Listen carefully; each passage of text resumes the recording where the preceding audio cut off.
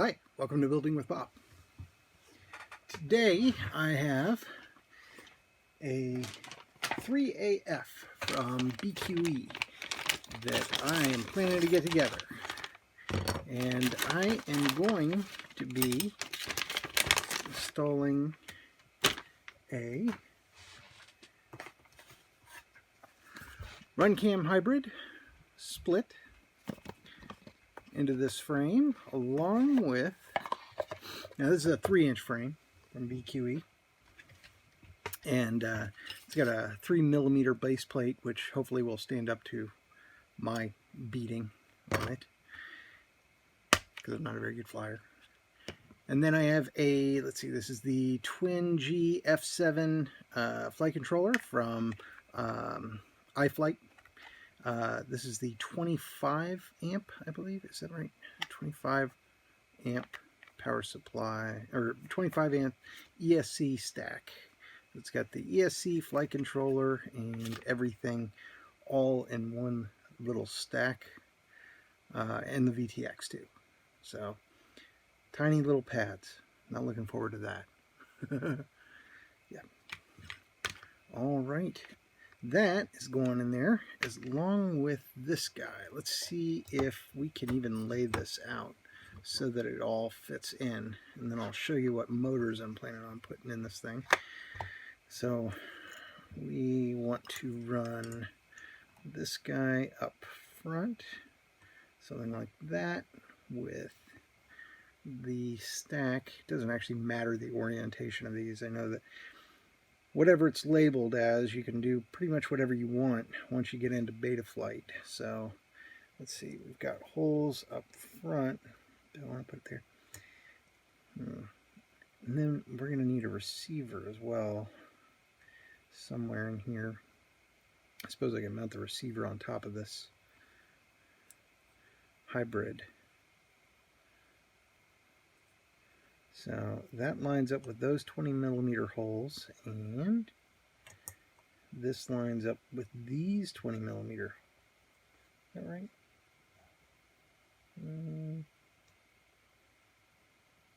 There's lots of holes in this plate, so if you can't make it work somewhere, try somewhere else. Chances are you've got it. Plenty of room to make this work. I was actually a little nervous. I actually pinged them online to see if they thought that this would actually fit together. Sure enough, it does, because you never can tell without like an overall diagram of how all the holes are laid out, whether or not you're going to be successful.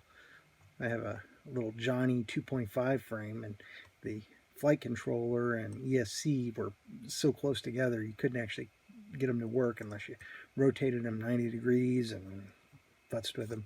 So anyway, we're going to get this mounted up and fixed in place.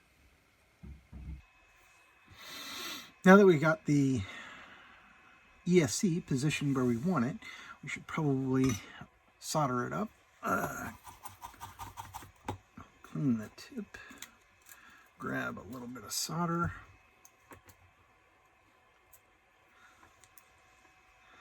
Now, I like to keep my iron at about 400 degrees Celsius, or about 750 degrees Fahrenheit.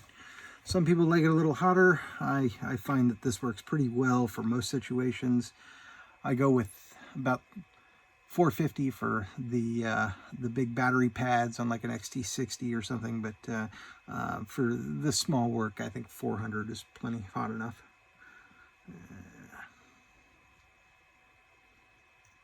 And yeah, I could use a little bit of flux on these if I wanted to.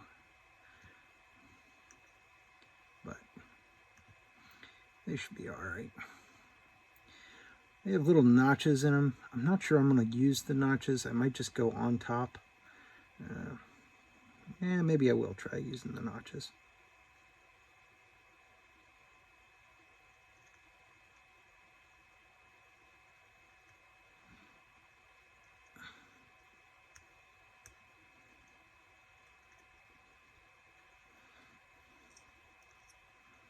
Tiny, tiny little pads. And I am nearly blind. not really, not nearly blank. Let's get all this excess solder off. And wet it again. Put it down on the pad, touch the solder to it, move it off. Down on the pad, touch the solder to it, move it off. Touch the solder to it, pull it down, move it off. Well, maybe not quite so much, yep. Touch the pad, solder, move it off. Pad, solder, move it off.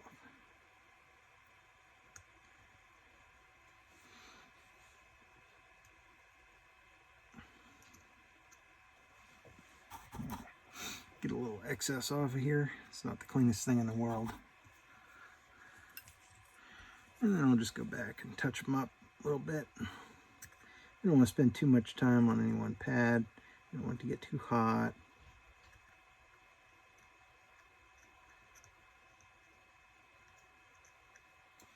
That doesn't look too bad.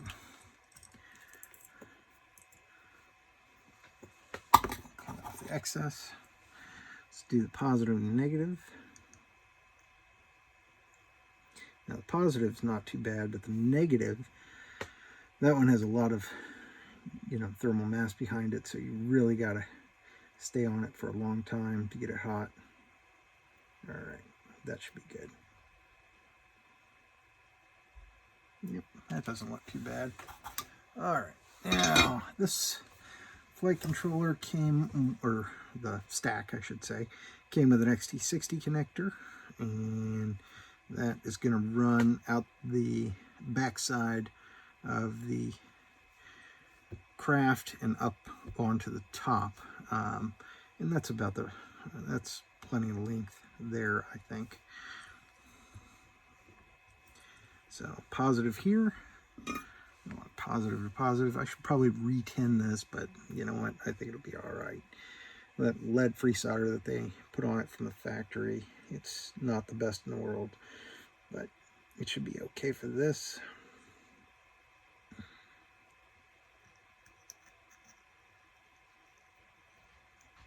Yep. One down, one to go. You got to get this negative one hot, really hot. All right, one more try here. Let's get this guy positioned. Hopefully you can see this. If not, just use your imagination. Because, it's not that tough. I'm soldering wires onto a board. All right, that's in place. Now, we have 4 Brother Avengers. These are 1507s that are going to be supplying the power to get this thing up in the air. And, oh, thankfully they come with very, very long wires. So, since we've positioned this near the back of the craft, we should be in good shape. Even, you shouldn't have to lengthen any wires, is what I mean. Which is always nice. My company gives you plenty of rope to hang yourself with. All right. Get these guys pulled out and the little screw packets. I'm using a new mat here. Brand new mat. Just for YouTube. See how it works out. What is this?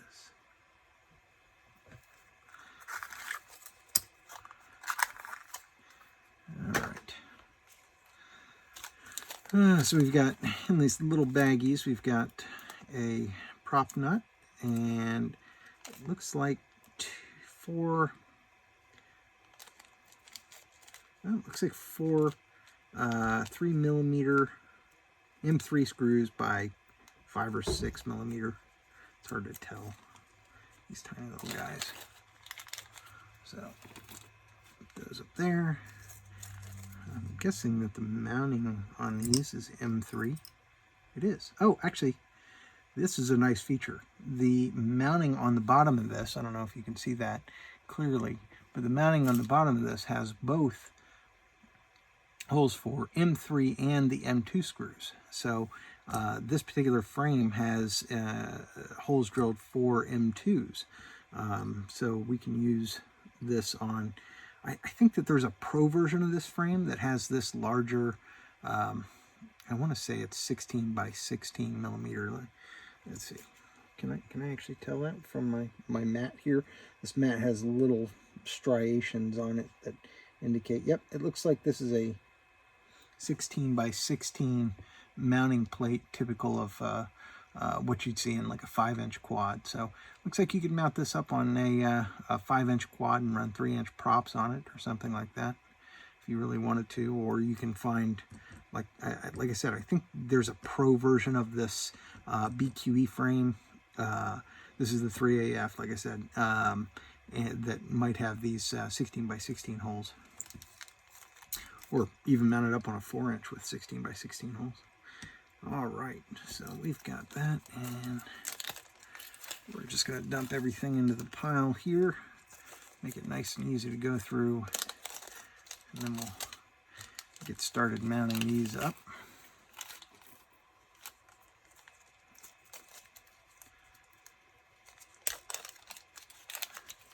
All right, I'll lose this guy. Okay. So I'm going to use these little itty bitty M2s, and I'm just going to run them up in here and see about where they land. If they're, so I've got about that. That's not a ton of thread engagement, if I'm honest.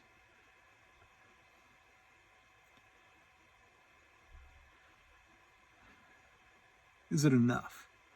A little more than halfway through this base. I'm going to go ahead and say no, it's not enough. Which means I need to get my other screws.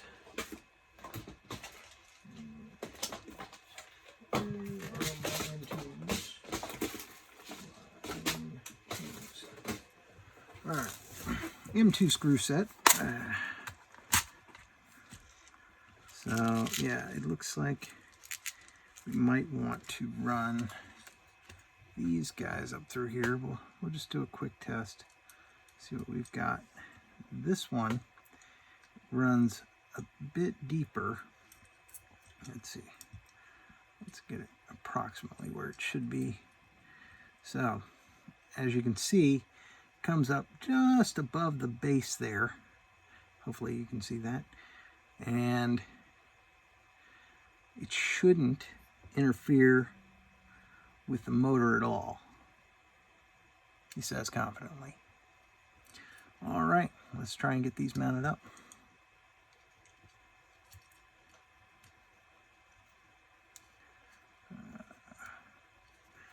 There's 1, 2, it looks like these are 8mm, I think.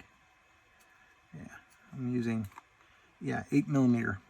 So I'm running 8mm up through this thick 3mm carbon fiber base plate, like I said, which is going to be nice because my flying skills leave much to be desired.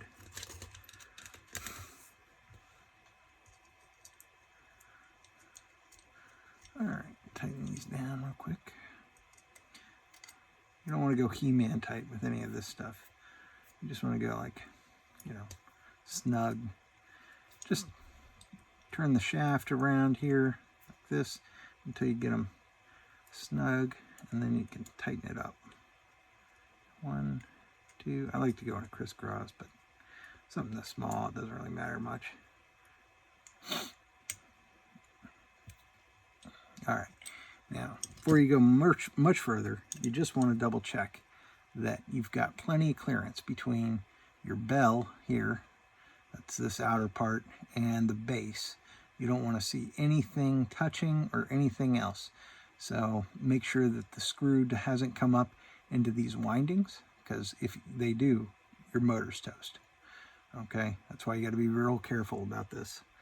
But it looks like everything here is going to work out just fine. So now let's keep going with these motors. And I am going to pause it here. All right. Reached a spot here where we've got our motors mounted up and ready to cut these wires to length and solder them onto the board. So the this little 3-inch will be running props out.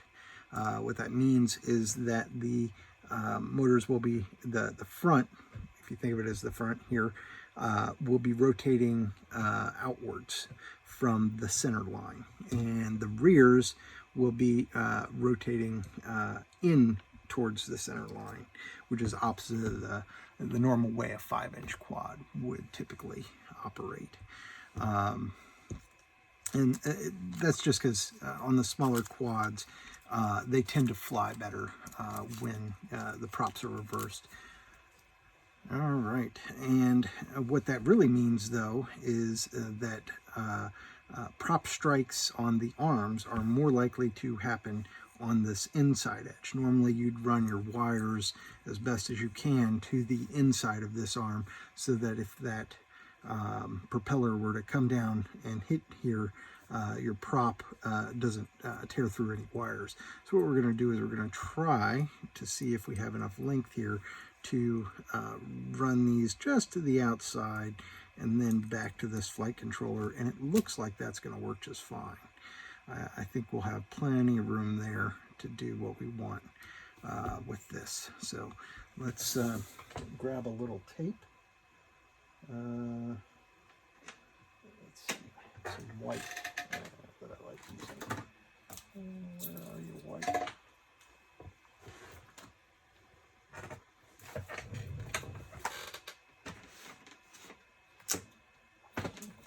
Where did you go?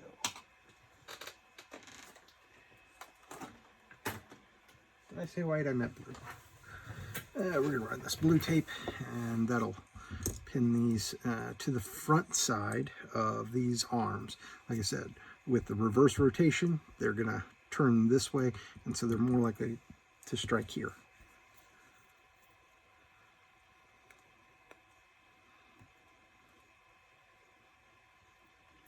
And all you want to do is just grab it and pull your motor wire here to the front, like so. And then take this and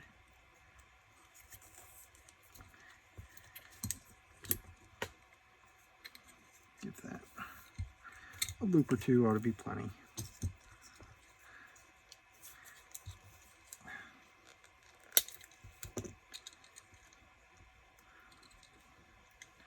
All right, there's one down, and we'll do this one. Again, we're on the front side.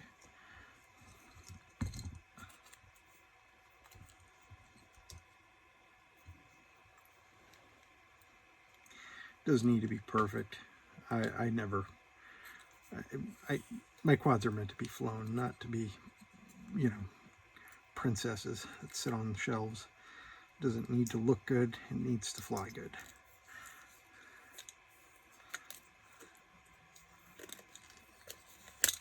All right, there's two. And then on the back, the props are going to be rotating in like that. So what we want to do is put it on the back side of these arms.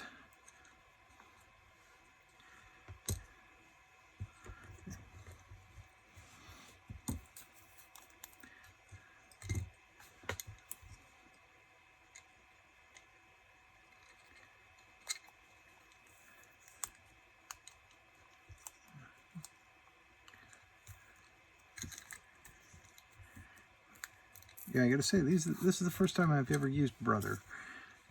These Brother Avengers, and so far, I do like the race wire, how the wire feels. It's got a good feel to it. Plenty long enough. Motors look nice. Hopefully it'll fly good. It's gonna fly good. We shall see. All right.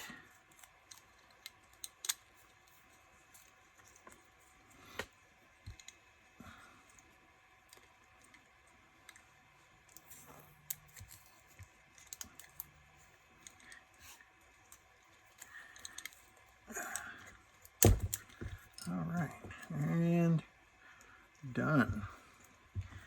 Now, I don't do these up in any particular special kind of way, generally speaking.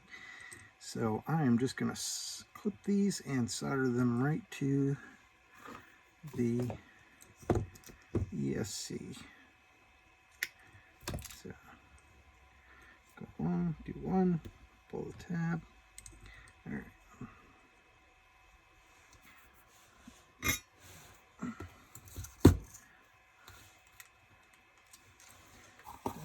Don't forget to clean your tip. Keep your tips clean. Good advice. All right, and then tweezers, very helpful here. Take it, grab it. I also use forceps from time to time, but all right. And these guys have the notches, so I'm gonna actually try and use the notches for once. So I'll just push it right on into the notch and see how that goes. Look at that. There it is. One down. 11 more to go. All right. There we go. There's number 2. Leave about 1 millimeter or 2 extra length. Tear off with the fingernails.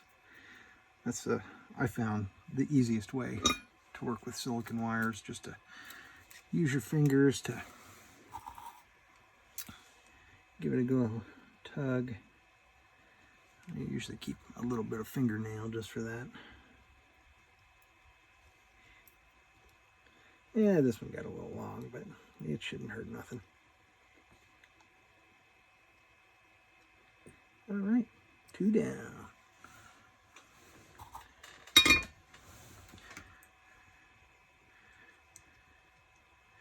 Yep, here's that one. Clip that off like so. Pull a little tip off. You get a good rhythm going, it's not too bad. And we'll grab this. I don't even think I got much tinning on that guy, but we'll see. It should go in just fine. And it did.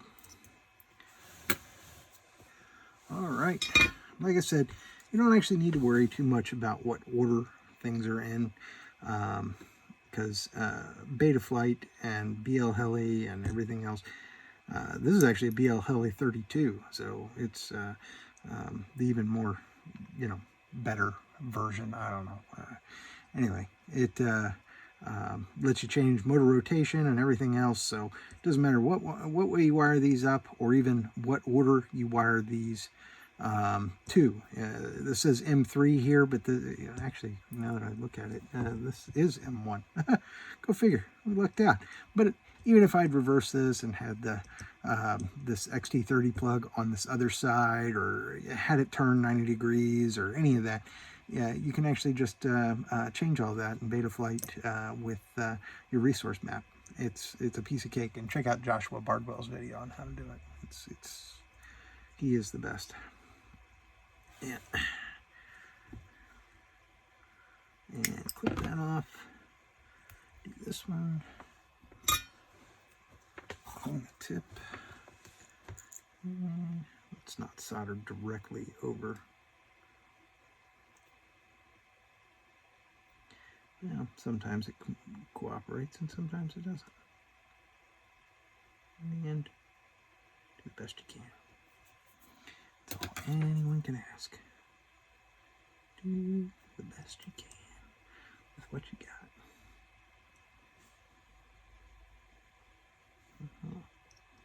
Okay, here we go. Number 4 down.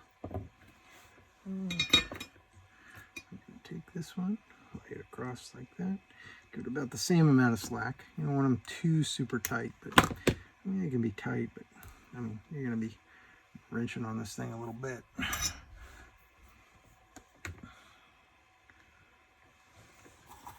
As we build. Let me look over here. Yeah. I have no idea how these iPhones are handling this, but I'm recording on 2 iPhones at the same time, and I'm reflecting it onto a 6-year-old PC that I bought at Walmart for $300. So, ha ha ha. And it's even run to Windows 10. It's not even Linux. Go figure. It's amazing. Laptops today. This thing had been sitting in my basement for years unused. Thought I'd bust it out to make my YouTube videos. Found the battery dead, of course. Bought a new one on Amazon. Here it is. And the thing is working. I'm amazed. Absolutely amazed.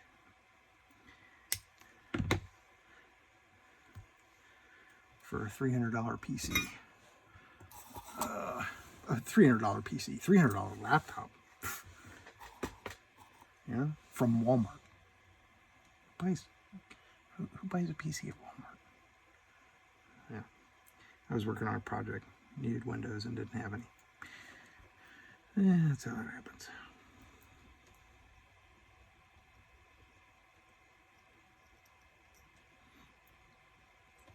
All right, halfway done.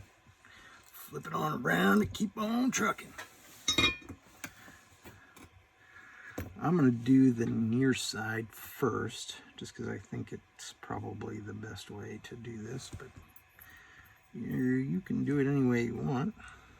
I tend to go with what I think will probably work out best, but, you know, my way is not always the best way. Since I've only been doing this, well, I've been soldering for 30 years now. Yeah, 30 years. I got my first soldering iron when I was 11. It may have been earlier than that, honestly. I really don't remember exactly, but first real project I remember working on was a stereo when I was 11, so I think that counts, since that was the first thing I really ever did with it. And then I've done RC stuff, and you name it, pretty much ever since. Radio controlled, robotics, Jeeps. You want to go broke, buy a Jeep. It stands for just empty every pocket. I've done there and done that.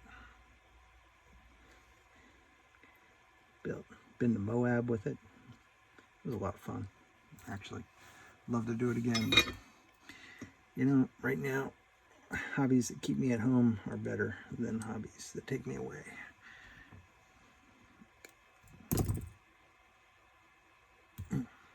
All right. Hey, coming up on 3/4 of the way done. Clean that schmutz off there. A little flux left on the end. That's what happens when you're not using a real tip tinner. You're just using the flux you get from your solder. Proper tip tinning, it's like a paste. You dip your soldering tip in. It's supposed to work better, but I'm too lazy to bust out a tub of tin and, you know, my cleaner and my solder and my blah blah blah blah blah. Just let me get the job done. Might waste more solder, but it's one less thing to remember to set up and take care of, and, you know, keep stocked in case you run out, which you will inevitably will. One time you're like, oh yeah, let me use some of that. And you're all out. So I think I have a tub up on the shelf, and I bet it's empty. I just bet you. And here we go. All right, let's go ahead and see. I don't like that connection. If you don't like the way something looks, redo it. It's solder. You know, it's not like you welded it. You don't have to grind it out and redo it. Because welding, that is an art form. Soldering, it's an art form too, but I like welding. I've done welding. Yeah. I was never very good at it. And I'm sure YouTube will have plenty to say about my soldering skills and the fact that I solder over top of PCBs and that I don't pay attention enough to what I'm doing and I'm talking while I'm working and shit. What do you want me to do? What do you want me to do? Last one. Lay it across, give it a little bit of slack, clip it, pull off the shielding. All right, tin it, and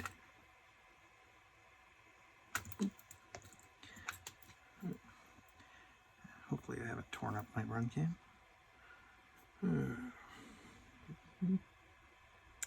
Yeah, these little 3-inch quads, they fly pretty well.